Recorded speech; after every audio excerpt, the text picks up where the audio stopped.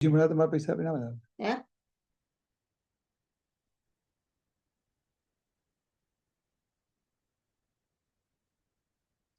દંડવત દંડવત પ્રણામ. દાનવત પ્રણામ બાબુજી. અવાજ નહીં આવતો હજી. અવાજ નથી આવતો. અવાજ નથી આવતો. આપતો અવાજ નથી આવતો.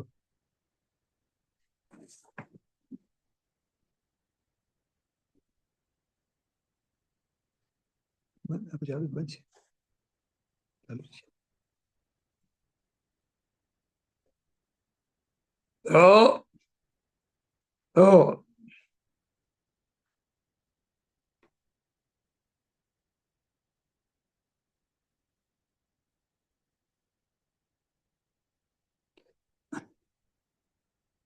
કેટલા જોઈન થયા છે?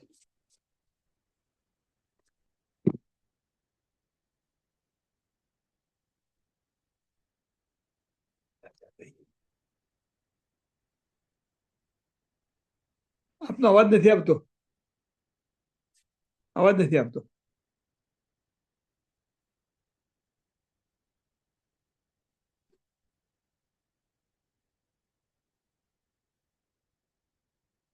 કારણ કે બચ્ચાને મૂકે ને તો પેલા દીકરા અંદરથી લે ખબર પડે આપણે જઈને એટલે મેં ત્યાં મૂકે.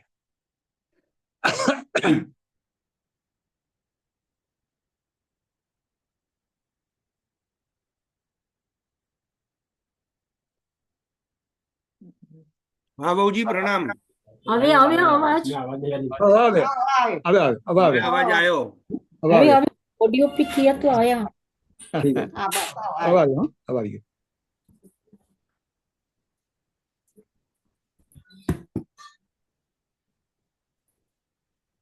गोपाल बालम भुवनै कपालम संसार माया मति मोह जालम यशो विशालम शिशुपाल कालम बालम मुकुंदम मनसा स्मरामि प्रभुर्नंद कुमारो में स्वामिनी वृषभानुजा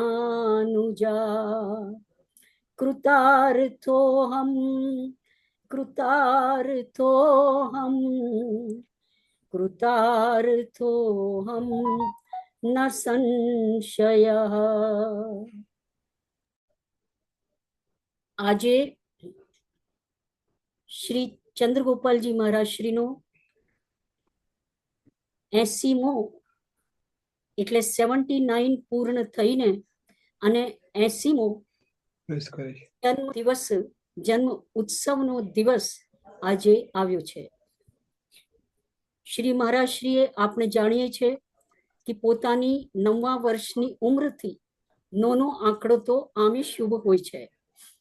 એટલે સંપૂર્ણ જિંદગી ચંદનની જેમ શ્રી મહાપ્રભુજીના સિદ્ધાંતોને સમજીને સમજાવવામાં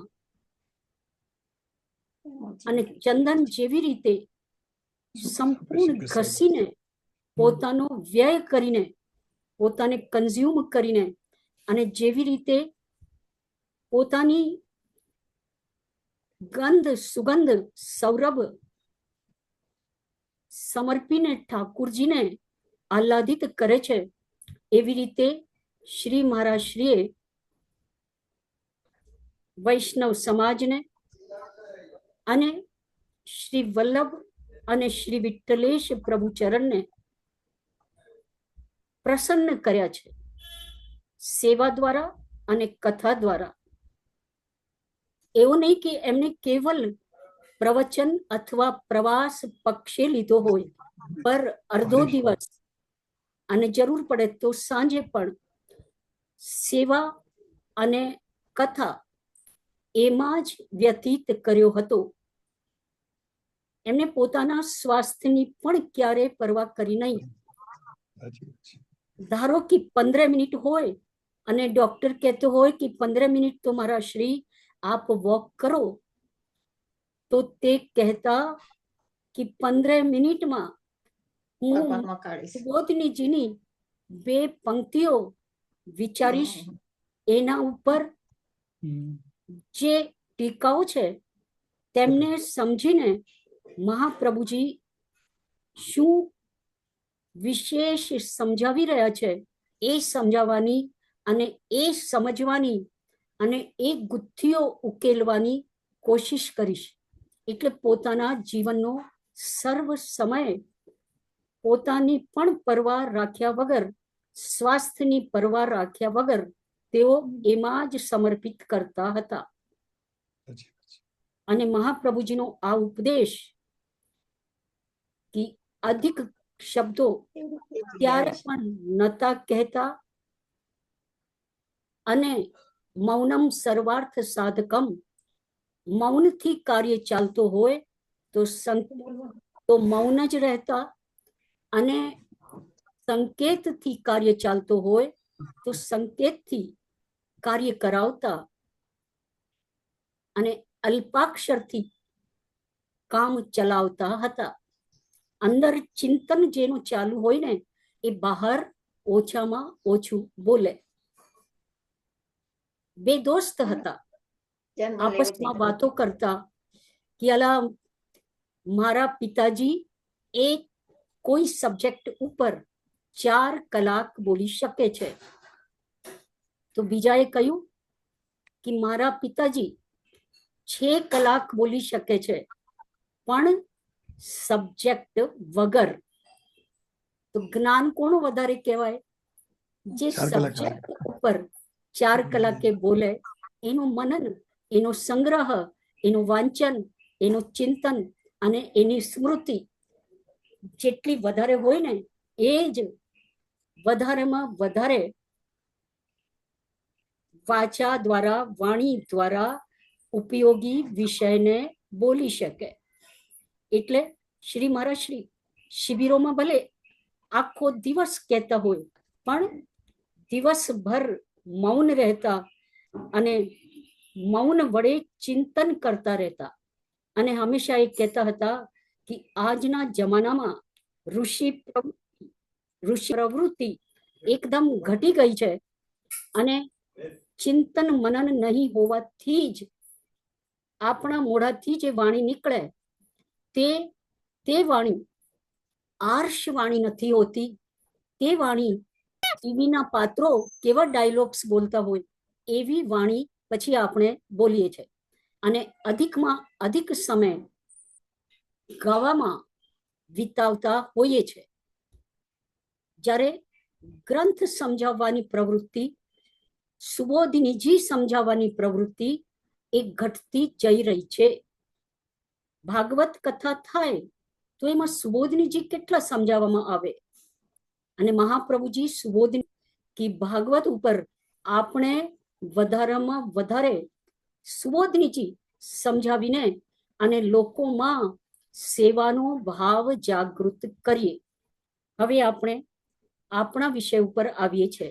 મહારાજશ્રીના જન્મ ઉત્સવ નિમિત્તે જે શ્રી વલ્લભ વિઠ્ઠલ ગ્રંથ પ્રકાશન મંડળ ટ્રસ્ટ તરફથી જે કાર્યક્રમ નિશ્ચિત કર્યો હતો તે અમારા ઘરની અંદર 5-5 ફીટ અને નીચેનો ફ્લોર એ સંપૂર્ણ નષ્ટ થયો છે. તો એમાંથી ઘરમાં ચારે બાજુ પુસ્તકો જ પ્રસરાયેલી છે અને એમાંથી ફરીથી અને આજે 20 દિવસ થઈ ગયા તો એ સેટ થવાયો નથી, કારણ કે પુસ્તકો સુકાતા નથી. મારી પાસે એવો મેન પાવર નથી કે જે પુસ્તકો ઘડી ઘડી ધૂપમાં નાખે અને વરસાદ આવે ત્યારે કલેક્ટ કરી શકે. પુસ્તકો સુકવીએ છે પણ હજુ સુધી પુસ્તકો સુકાયા નથી અને પાછા એમાં ઉદય લાગી જાય છે. એટલે શિબિર એ યોજવી હતી તે શરદ પૂર્ણિમાના બીજે દિવસે 18 અને 19, એટલે ગુરુવાર, શુક્રવાર અને શનિવાર, આ 3 દિવસો એટલે 3 દિવસોમાં રાખી છે. તો મારા શ્રી પ્રત્યેક કાર્ય સેવાર્થે, સેવા રૂપે તેમના જ પ્રિન્સિપલ્સને ફોલો કરીને હવે આપણે આપણા ગ્રુપોમાં આપીશું અને કરાવવા માટે 2 નંબર પણ આપીશું. એક તો હરીશભાઈ દલાલનો અને એક વીણાબેન ચંદ્રકાંતભાઈ શાહ એટલે વીણાબેન શાહ. નામો બધા પોતપોતાના નામો એના ઉપર લખાવી દે. અને અમારી પાસે આ સેવા સામગ્રી શિબિર અંકિત વાલા દ્વારા, જે મુંબઈ ઘાટકોપરમાં રહે છે, તેમના દ્વારા રાખવામાં આવી છે. તે જવાબદારી મારા શ્રીના પ્રિય શિષ્ય અને પુત્ર સમજો કે પુત્રી સમજો, જે કંઈ પણ એ શ્રી ગિરિરાજ શાસ્ત્રીજી સંભાળવાના છે. અને જ્યારે જે શિષ બાવા પણ આ કાર્યક્રમમાં આવવાના છે. આમ તો પૂજનીય શ્રી દાદાભાઈની મેં પરમિશન તો લઈ લીધી છે, પણ હોતો રહે છે તો એ આપણે સમજીને જ ચાલવું પડશે. હવે આ 3 વાગ્યાથી મારી આંખો એકદમ રેડ થઈ ગઈ અને એમાં સૂઈ ચૂકતી હોય એવી રીતે ચુભન થઈ રહી છે. એટલે આજે મારો 1 કલાક 1.5 કલાક તો ડોક્ટરને ત્યાં જતો રહ્યો. પછી દવા લખાઈ અને હવે આંખ ખોલી શકી. એક પાણી પડી રહ્યો છે. તો કહે છે, ચાક્ષુષોપનિષદમાં તો એક વાત કહેવામાં આવી કે ચક્ષુર વૈ જીવનમ, જેવી રીતે ઘી અને આંખ પણ એ જીવન છે. આંખ ન હોય, બીજા અંગ ન હોય તો ચાલે, પણ આંખ વગર તો જીવન નથી, એ આપણે જાણીએ છીએ. તો શ્રી યુગલ ગીતમ ઉવાચ, ભાગવતજીનો શ્લોક. પહેલા શ્રી સુખદેવજી બોલે છે, ગોપ્ય કૃષ્ણે વનમ યાતે તમનુદ્રુત ચેતસ કૃષ્ણ લીલા પ્રગા નિન્યુ દુઃખેન વાસરા. આના સુબોધિનીજી પછી મહાપ્રભુજીની કારિકાઓ છે 5, 6, 7 અને 8 અને મતલબ 8.5 સુધી. એ મહાપ્રભુજી આપણે શબ્દોનો અર્થ જોઈએ. ગોપ્ય કૃષ્ણે વનમ યાતે, તો એમાં શબ્દ આવ્યો કૃષ્ણે. આ સતી સપ્લે જો કૃષ્ણે પછી યાતે, એટલે એવી રીતે સપ્તમી પદો હોય ત્યારે એને વ્યાકરણ પ્રમાણે સતી સપ્તમી પ્રયોગ કહેવાય. તો ભગવાન શ્રી કૃષ્ણ વનમ એટલે વનમાં, યાતે જાય છે ત્યારે, તમ એટલે તેમના, અનુદ્રુત ચેતસઃ પાછળ જેમના ચિત્ત ચાલ્યા જાય છે, એવા ગોપ્ય. એવા કોણ? શ્રી ગોપીજન. જો ગોપ્ય લખ્યો છે, શ્રી ગોપ્ય નથી, તો આપણે અર્થ એમ જ કરીશું કે ગોપીજન. કૃષ્ણ લીલા, ભગવાન શ્રી કૃષ્ણની લીલાને પ્રગાયંત્ય, એટલે પ્રકૃષ્ટપણેથી, ગાયંત્ય એટલે ગાન કરતા. પછી દુઃખેના એટલે દિવસો, નિન્યુ એટલે નિર્ગમન કરે છે, એટલે પસાર કરે છે. તો અર્થ એમ થયો કે ભગવાન શ્રી કૃષ્ણ વનમાં જાય છે ત્યારે તેમના પાછળ એટલે ભગવાનની પાછળ જેમના મન ચાલ્યા જાય છે, એવા ગોપીજન દુઃખ વડે દિવસો વ્યતીત કરે છે, નિર્ગમન કરે છે. હવે એનો આભાસ આ પ્રમાણે છે કે વેણુ જે છે તે 12 પ્રકારે ફળે છે. તેમાં પ્રથમ મતલબ હમણાં જ આવશે, દેવ સ્ત્રીઓ મુખ્ય છે. તેથી તેઓનામાં જે પ્રકારે વેણુનાદ ઉત્થાન થાય છે તે પ્રકારનું વર્ણન શ્રી સ્વામિનીઓ એટલે ગોપિકાઓ, જેમ કે વામ બાહુ કૃત વામ કપોલો, આપણે 4 ગીતની આપણી સીડી હતી અને વલ્લભવાણીમાં પણ છે. એ યુગલથી પ્રથમ શરૂઆત કરે છે. એ તો હજી પછું આવશે. પહેલા તો ગોપ્ય એની સુબોધનીજી આપણે જોઈએ. હવે એકચ્યુઅલી તો બધી પુસ્તકો પાણીમાં પલળી ગઈ, તો હવે એની સુબોધનીજી આપણે પહેલા ચાલુ કરીએ. ગોપ્ય કૃષ્ણે વનમ યાતે. સુબોધનીજી જોવા માટે શ્રી મહાપ્રભુજીએ સૌથી પહેલા લખ્યો કેવલ પદાર્થ પૂર્વોક્તા ગ્રાહ્યાહ. અહીંયા મહાપ્રભુજી કેવલ લખે છે, તો કેવલ પદથી એટલે ગોપ્ય. આ કેવલ પદથી એટલે શ્રી ગોપ્ય નથી લખ્યું, લેકિન ગોપ્ય લખ્યું છે.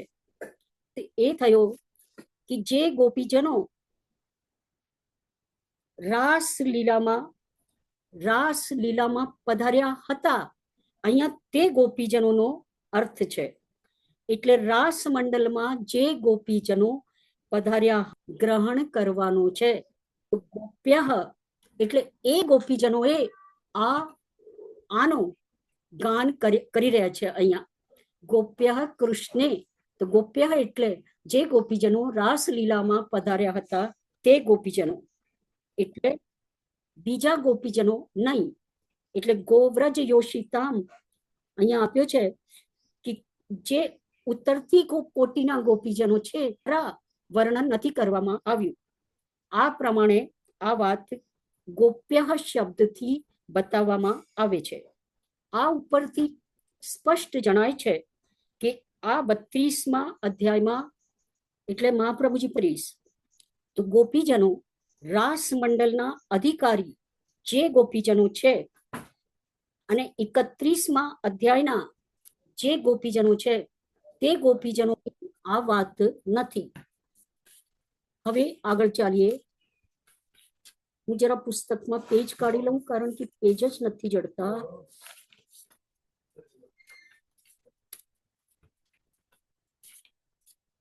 એક જ મિનિટ, પેજ જડી જાય. 307, 361, 362. હા,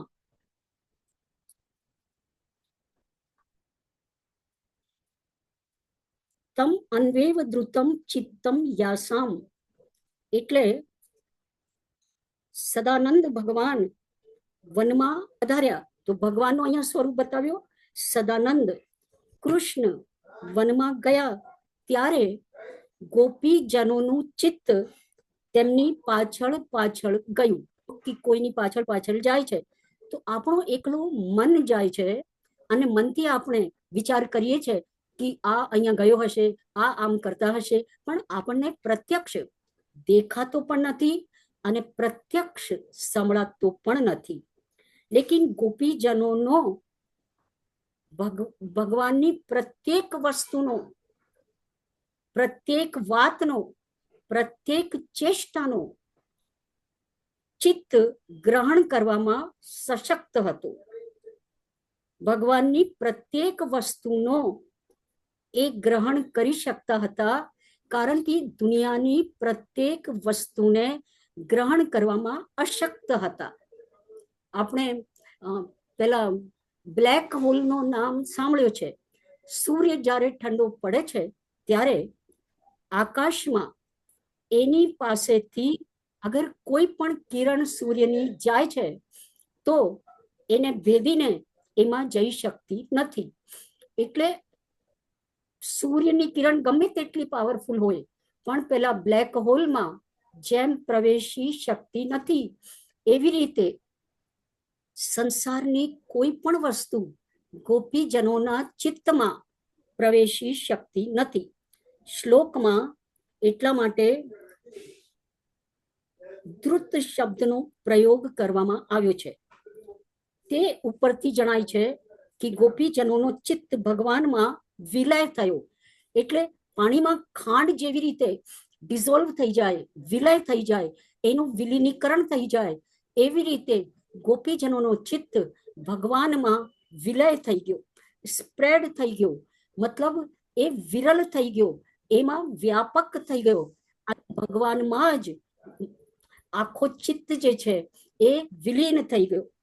તો ચિત્ત ચારે બાજુ ભગવાનમાં પ્રસરી ગયું અને સૂક્ષ્મ ભાવને પ્રાપ્ત કરી ગયું. અને એ સૂક્ષ્મ ભાવને લીધે ચિત્ત ભગવાન જે વનમાં કરતા હતા તે ગોપીજનો જોઈ શકતા હતા, દર્શન કરી શકતા હતા, અને જે વાત કરતા હતા તે પણ ગોપીજનો સાંભળી શકતા હતા. એટલે ચિત્ત ઓગળ્યું એટલે તેના અવયવો છૂટા પડ્યા.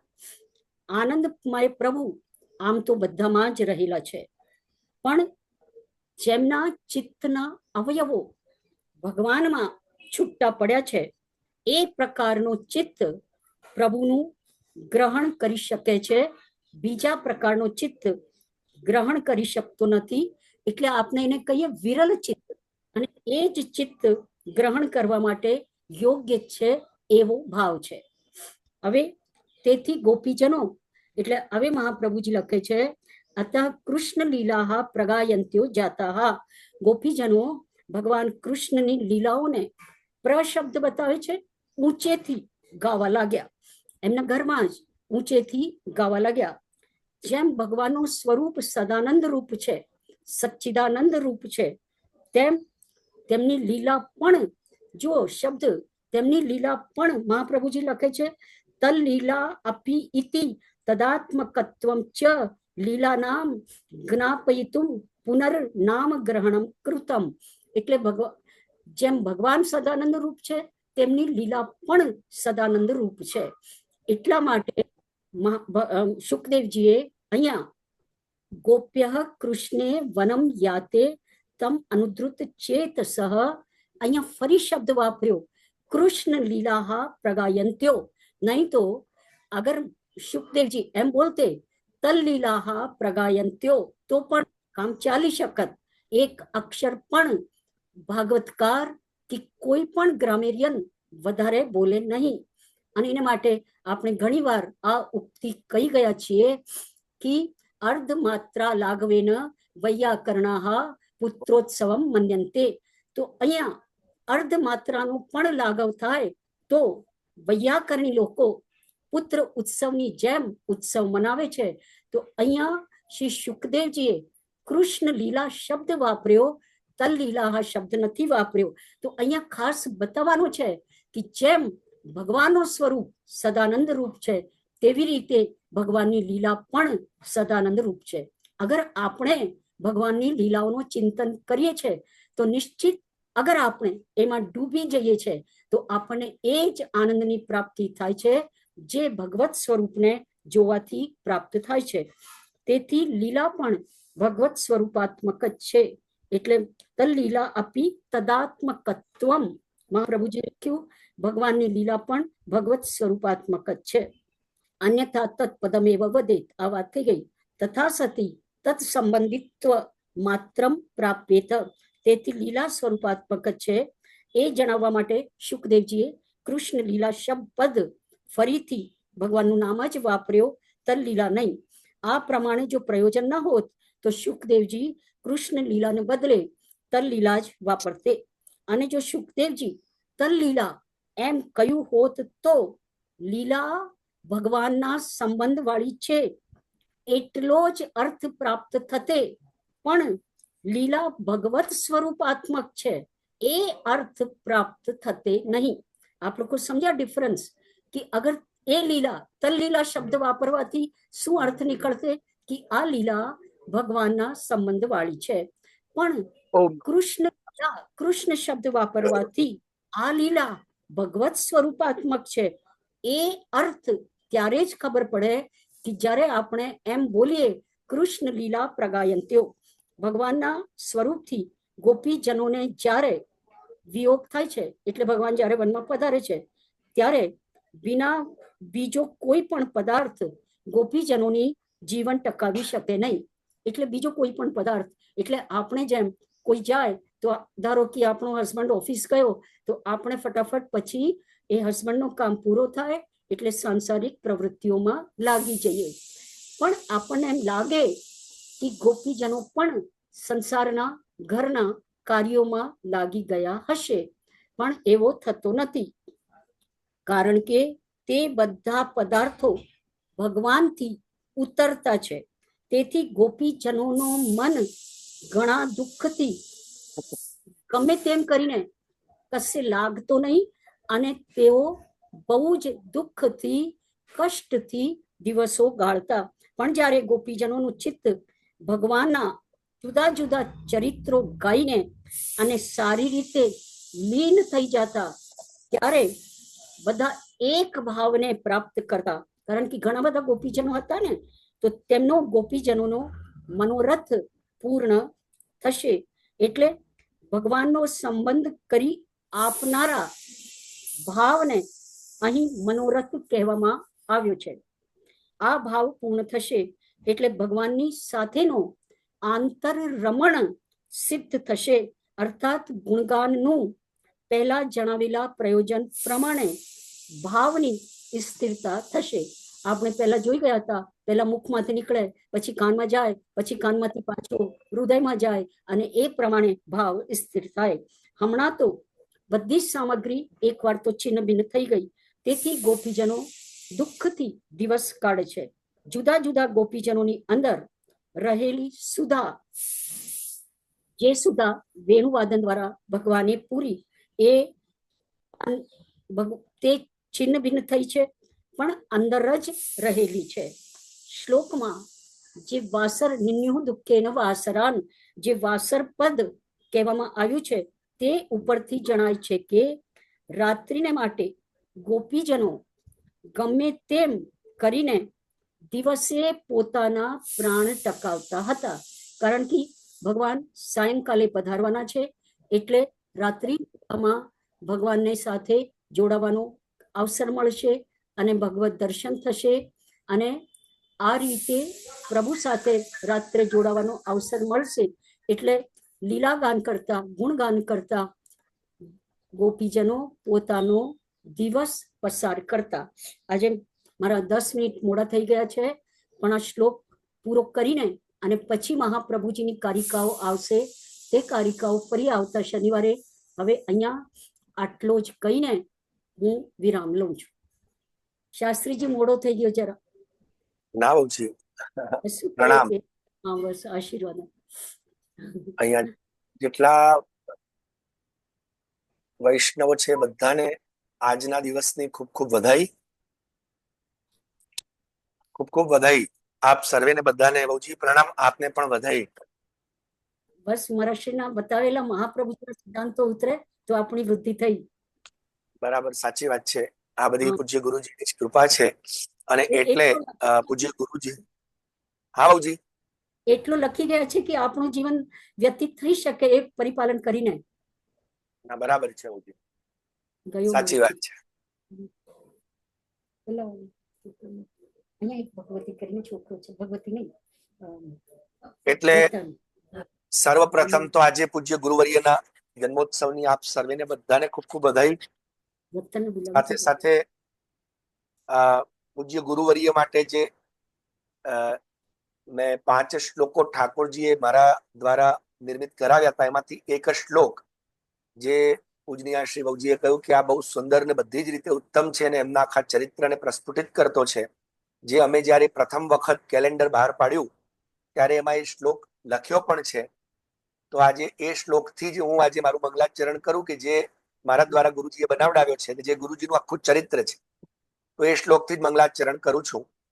અને આપ લોકો પણ એ શ્લોક દ્વારા આપણા પૂજ્યપાદ ગુરુવર્ય શ્રી ચંદ્રગોપાલજી મહારાજ શ્રીને આપ વંદન પ્રણામ કરી શકો છો, નિત્ય યાદ કરી શકો છો. અસ્તુ.